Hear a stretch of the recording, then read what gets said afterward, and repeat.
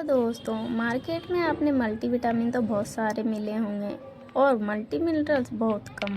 तो आजकल लोगों को ये जानकारी भी हो चुकी है कि अपनी बॉडी को स्वस्थ बनाए रखने के लिए विटामिन के साथ साथ मिनरल्स की भी बहुत ज़्यादा ज़रूरत होती है। और अगर आप मार्केट में एक मल्टीविटामिन के साथ साथ मल्टी मिनरल्स भी ढूंढ रहे हैं तो आपके लिए आ चुका है फॉरएवर का नेचर मिल। इसमें बहुत सारे मल्टीविटामिन के साथ साथ मल्टी मिनरल्स भी हैं जो आपकी बॉडी को स्वस्थ बनाए रखेगा।